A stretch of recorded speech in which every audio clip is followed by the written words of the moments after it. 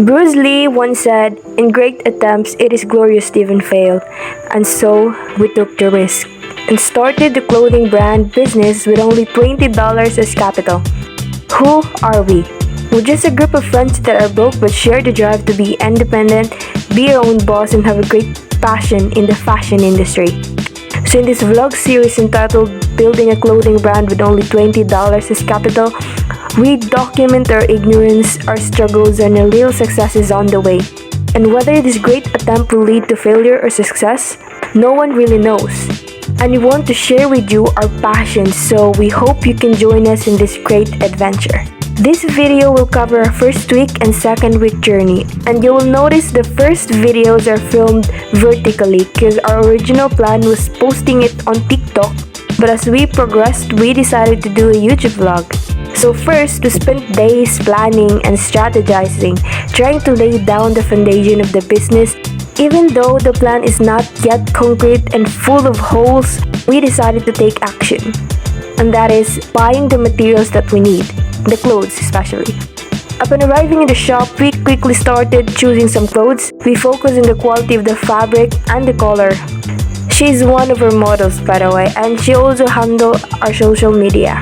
We're gonna use the clothes that we're picking and fitting to create or design a new one. So basically, it's recreating a dress from an old one. And now, everyone's almost done picking out the materials. We have picked a lot. Shout out to the store. They have a very nice collection of clothes that's perfect for our business, which they sell at a very affordable price compared to other shops. Look at these pants. We were unsure whether to buy it or not, so we discussed a bit first to see whether it's worth the money. And we decided to buy it nevertheless.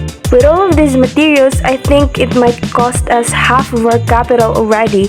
So I'm gonna say goodbye to $10. Goodbye. Yeah, this is me, by the way. And after paying all of those, we finally decided to go home. After buying out all of those clothes, of course, we needed to wash it. Thankfully, someone has a washing machine, and so doing the laundry is easier. The cost of the detergent powder used is sponsored by a team member, so our funds avoided some very minor damage. We have very limited capital, so everything counts. Let me introduce our head seamstress. We separated the pants from the shirts and dresses and washed them accordingly. And that is how our week 1 ended. Moving on to week 2, we have finally decided to make a dress. As you can see here, we're busy making a pattern for our dress.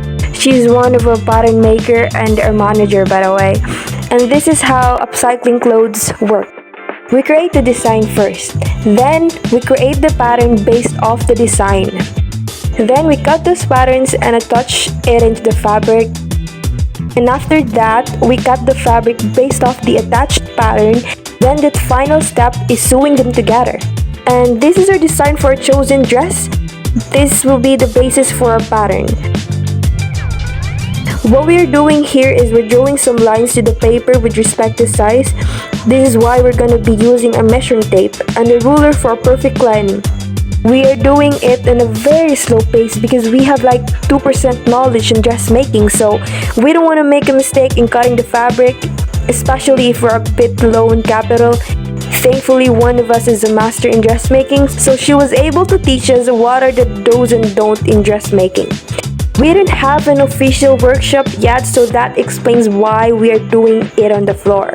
We're still making a pattern, and you can see that she's carefully measuring it using a measuring tape to determine the exact length and uses a ruler to straighten the lines. We're gonna attach this pattern to another shirt and cut it and sew it. This cycle will be repeated over and over again. Once everything is done, you'll see a new version of the clothes, a much better version, and look forward to it. And that is our 2 weeks progress. So what did we learn? Looking back, I think it would have been smoother if we spent more time on planning and finished the business plan first before acting on it. Because along the way, as the business plan develops, we realized we're restricted by our past unplanned choices. And if you're planning to start a business, plan it thoroughly first, but that's just how it is. We make mistakes and we learn along the way, so that is all for this video. Stay tuned for the next video and be with us in this business adventure. Click the subscribe button and the notifications bell so you won't miss an upload.